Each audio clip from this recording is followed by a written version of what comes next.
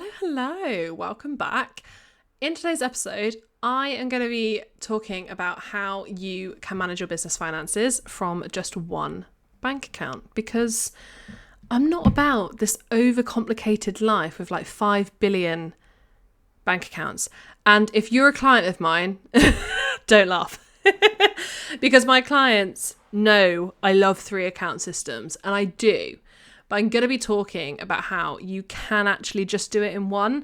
Now, this might not work for everyone. I'm going to give that disclaimer. There might be location reasons as to why it doesn't work. But even so, the principles that I'm going to be teaching you, this money management method I'm going to be teaching you in this episode, is super simple and is super easy, and you will be able to implement it. And it will enable you to pay yourself that set consistent salary. Because if you remember in the last episode, I was talking about why it is important for you to be paying yourself a set consistent salary. And in short, it was so that you had a really clear benchmark in your business in order to reverse engineer your sales goals, marketing goals, Instagram goals. Like, honestly, all parts of your business strategy come from having a really clear financial goal in your business. So that was reason number one. And reason number two was simply so that you can grow your business sustainably. So if you can pay yourself and you can give yourself that predictability in your business, in your personal life, and you're able to easily cover your expenses, then you will be able to do big picture thinking, not be in scarcity, and be able to grow your business sustainably. So how do I actually do it though? How do I actually do that? Because my income is up and down. Let's say 1 month you have 3k, next month you have 5k. Maybe, it's another 3, 4. Maybe you're kind of teetering around that. Maybe there's a 5 in there. Maybe we're 5. And we have one off, I don't know, maybe you have a good launch, 15k. And then it comes back down to, maybe there's an 8 and then back to 5 and then back to 4 and 5 and 5. Just something I cannot do. Okay. You need one account to manage your business finances. Let's talk about it. Now, some of you might know what Profit First is. I actually have it behind me. If you're watching this in a video, it's right there. I think it's absolutely hilarious that I have it, but that's because I had to read it to be able to disprove it.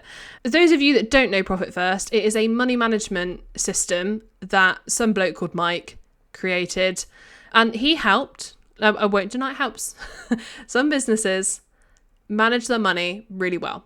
And there's parts of me that likes Profit First because of that, because of the mindset shift around you should be focusing on profit. But then the book kind of undermines that by going, oh, well, if you don't know where to start with 1%. And I'm like, I'm sorry, 1%.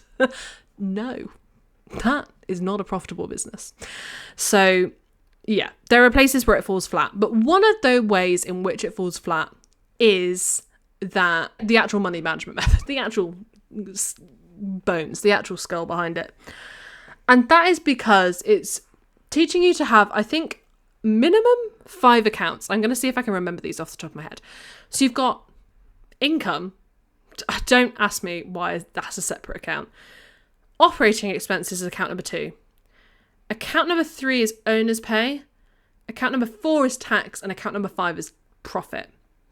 Now, his idea is everything comes into the income account, and then you move percentages of that into the other accounts. Now, eventually he talks about getting it set up so you only need to go into the bank account like twice a month, but I'll do you one better. You don't need 5, you need 3 max. You can even do it with just 1, and you only need to check your bank account once a month. How does that sound?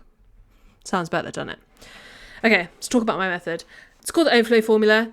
I kind of stumbled across this method while researching money management methods for business owners. So when I started, I did a lot of research into, I'd already been a financial educator for 4 years at this point. I was kind of doing some research as to how I could best support my business owner clients. And that's when I come across Profit First. It's when I come across a few other versions. And I realised that actually the method I was already using for my personal finances, and something that I had been teaching personal finance clients for years, was actually good enough. It just has a few kind of tweaks into, I guess, just the management, just the day-to-day management of it. Now, it is a 3-account system, but because of today's day and age, the digital era, you can do that with just one bank account, as long as that bank account allows you to have digital spaces or pots or whatever you want to call it, or you can have multiple accounts in one app. So let's say you had the bank account Monzo, you can open multiple Monzo accounts, or you can just use Monzo pots. Same with Starling, same with Chase, same with so many other banks. I use Metal, which is run by NatWest, and I can just have savings pots in there, and that's how I utilize this. So let's talk about how this works. First of all, profits first, 2 accounts for like income and expenses. Okay, why would I have a separate account for my income to my expenses? Why am I putting in extra work there? Absolutely not. No. Also, why am I putting aside a percentage? I'm sorry, but like my expenses are not a percentage of my revenue. Okay, my expenses are my expenses. The bill is my bill, right? You don't get an invoice from your VA being like, oh, I can see you made 5k this month. I'll take 10% of that, please. No. Like, they will send you an invoice. You likely have a contract. Their bill is their bill, okay? So this is where I do understand where profit first is coming from in some regards. So this is where putting aside a percentage while you're in the growth phase is difficult, because you're going to see those accounts go down to zero constantly. And seeing your accounts go down to zero all the time is not giving you safety. It's not giving you security. It's not giving your nervous system something to trust, okay? And that screams scarcity. That screams my brain panicking. And like I said in the last episode, I cannot grow a business from a place of scarcity. Cannot grow a sustainable business from a place of scarcity. So my method simplifies that. You have one bank account, one main bank account, right? And all your money goes in, whether it's from PayPal, Stripe, direct payments, invoices, wherever your money comes in, all goes into one bank account. And all your money goes out of the bank account. All expenses, all your subscriptions, all invoices you're paying, everything. Your owner's pay goes out of that account. Well, we'll get onto that. Then you have a separate account for tax, an amount for tax. Obviously, if you live in a country that requires you to save tax.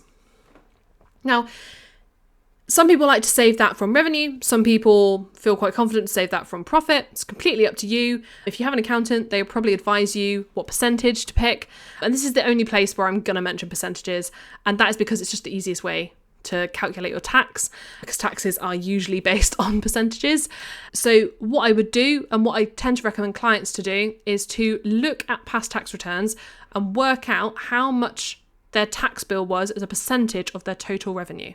This is going to make it easier, because a lot of accounts nowadays, a lot of digital accounts will allow you to have these digital spaces where you can automatically take off a percentage of whatever's coming in. So I have it on my bank account, and I know, because I've done the maths. You can Google it, you can ChatGPT it, you can calculate it on your phone. How much, I can look at my last year's tax year, how much of a percentage of my revenue was that tax? Now, yes, I'm hoping I'm going to make more money this year, so I will increase that. But let's say I think it was around like 6 or 7%, honestly. What I'll probably do is I'll probably aim for something more like 15. And so that's what I'm doing.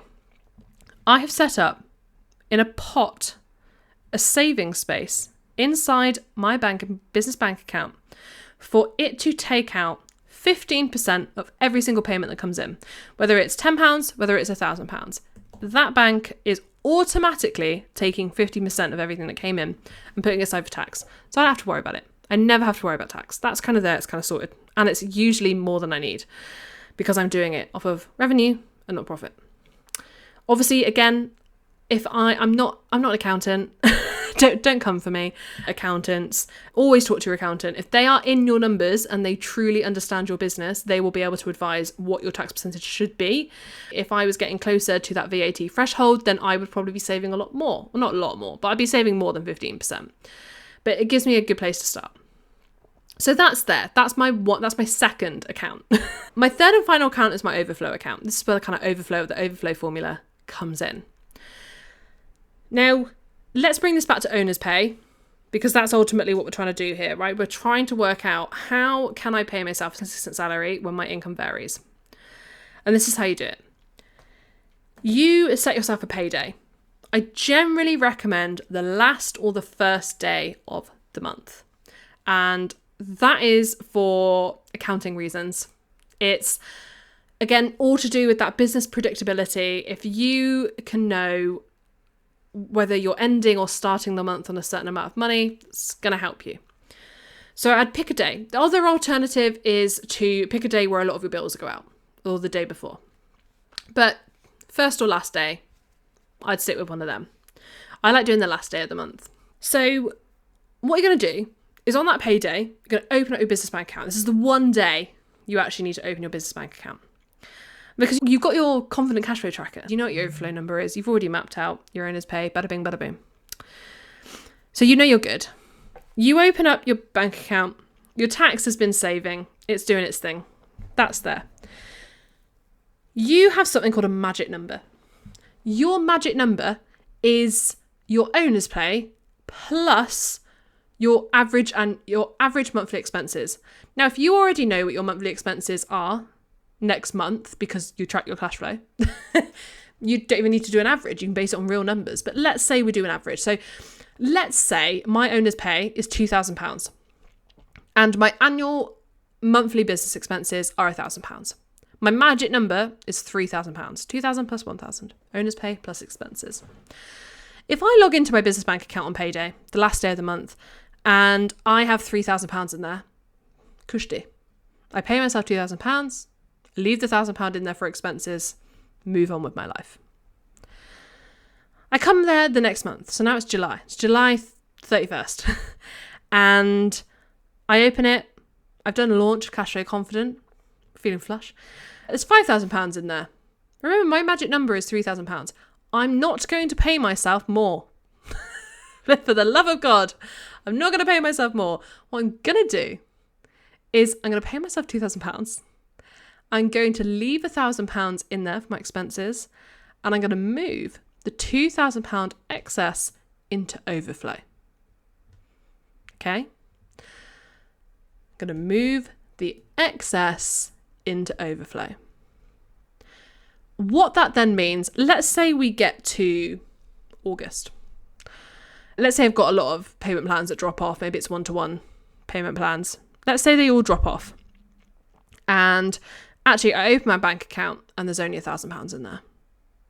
Instead of panicking, instead of being up shit's creek, what I'm going to do, I'm going to go into my overflow account. And I'm going to top it up by however much I need. So in this case, I need £2,000. Well, that's good because I put £2,000 in there last month.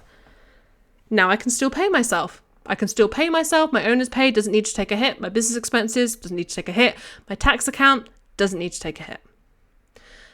That is how it works. The aim is, over time, that overflow account is going to grow. There will be difficult periods, okay? That is normal life. I was having a conversation with a client about this earlier today, where we were talking about how you don't work on money, okay? You cannot become, I don't even really believe you can become good at money. We have this idea that being good with money is maybe someone that just knows what they're doing with it. But we take that to mean like the purely academic side of it. Like, you could say, Emilie, yes, you're good with money. You're a trained financial advisor. And I can be like, yes, I still overspend. Why? Because financial education is only one quite small piece of the puzzle when it comes to being quote unquote good with money. What being good with money means is how I work with my money. And what that looks like is, I know what I'm out here to achieve. I know what my goals are. I know what my spending goals are. I know what I want. If you don't know what you want from your money, there will never be enough money. When I first started doing money coaching, one question I would ask is, what is it all for? What's your biggest fear around money? 100% of people said, well, I'm scared that I'll run out, that there won't be enough. And this word enough keeps coming up again and again and again. And so I probed, what does enough look like to you? And again, quite a high percentage, don't know if it was 100%, but I'm going to say 9 out of 10 people were so much closer than they thought, because we will say things like being able to work on my own terms. Well, you're a business owner. Owning my own home. Well, that's all right. We can set up a savings goal and that'll be done in a couple of years. We can set up a plan. Easy peasy. Maybe it's, I want to have enough money so that I don't have to worry. I don't have to think. Okay, well, what do you need to think about? What are the financial decisions that you're making day to day that you really have to question? This fear around money comes down to lack of knowledge, and it isn't lack of financial knowledge. It isn't lack of the educational part of things. You don't need to know about interest rates. Is it useful? Yes. Is that going to make you good with money? No. Because you've seen people that will literally hoard cash under the mattress and you will call them good with money. What you mean is they are not spending. We've been taught that spending money is bad, is frivolous. It is not. Money is a tool we use to buy things. The key is knowing what we want to buy and why we want to buy it. The key is living your ideal lifestyle and knowing how to use money to do that. And that is what I help people do. Anyway, the Overflow Formula, 3 accounts or 1 account if you have digital spaces, 1 account where all your money comes in and out. You have a payday. On your payday, you go in, you pay yourself, and any excess you move into Overflow. If you don't have any excess and you need money, you use your Overflow to top it up. Now, I know there's going to be a few of you out there that are thinking, Emilie, what if I don't have enough to pay myself and there's not enough money in Overflow? And I say, fantastic question. The fact is, I don't have enough to pay myself. What is the solution? Okay. Well, you're a business owner, so kind of first port of call would be like, is there any leads I have, any hot leads? Hopefully you're tracking your leads. Is there anyone I can talk to who's been on the edge? Can I get on a sales call with them? Can I hop in the DMs? Basically, can I just make that money? Can I just make the shortfall in a day or two? Second port of call, can you pay yourself less? Now, this isn't something I'd recommend doing long term, but if you are paying yourself more than you need, and when I say more than you need, let's say your bills and everything are £1,000 and you're paying yourself £2,000. I don't necessarily agree with cutting joyful spending, and that's because, again, we don't want to restrict ourselves too much because then we get into the fuck it mentality and it's just not worth it. So it's always worth giving yourself enough play money, joyful money. What I would do is, can I pause savings 1 month? And that might be that actually, if you pause savings for 1 month, you actually only need to pay yourself £500 less and you have enough money for that. You could use that. You can use personal savings, and get this, you can use debt. Yes, I'm the money coach that will tell you to utilize debt because it is a tool and it is there to be used. Cash flow does go up and down. It is variable. That is the very nature of business. These consistent 5k months you're looking for, they don't exist. Okay? That you need to go get a job if you want consistent 5k months. What you can do is you can create sales plans and a level of predictability to get that, but there will be months that will be much more, there will be months that will be much less. That is the nature of business. It is how you manage that, okay? And it is okay to utilize debt as a tool in order to cover a tighter cash flow period. So obviously, it's one of these things, everything's to do with balance, everything's to do with your own personal circumstances, kind of evaluating that, the risk level as well. If you have a history of overspending and debt reliance, is that the best thing to do? Probably not. But at the end of the day, it's a tool. If you can create a plan, I often say to clients, utilize debt with a plan to pay it off. And that plan might not be for another year. No, if that would put you in financial struggle again next month, there's no point doing it, okay? You might as well build savings, build safety and security. Yes, build overflow before you pay off your debt. Because all you're going to do is pay off debt and then get back into debt because life happens, okay? You are going to get into debt. That is okay. But if we're not building up the reserves, we'll never be able to stop relying on that. Okay, debt does cost money, and that is why we try to avoid it, but it is still a tool. Anyway, you only need 1 account to manage your biz finances. if you don't have a digital bank account, first of all, if you're paying a fee for your business bank account, that's the first red flag. Stop doing that. Stop. There are many free bank accounts. I have a free bank account that gives me free accounting software, and you're out here paying for a bank account and paying for QuickBooks. The fuck? Free bank accounts, free digital bank account that allows you to have savings pots, spaces, like additional accounts on there. You only need to use one app to manage all your business finances, and you only need to go in there once a month. I hope you found this super, super useful. Let me know if you have anything you want me to talk about on the podcast, and I will yap with you next time.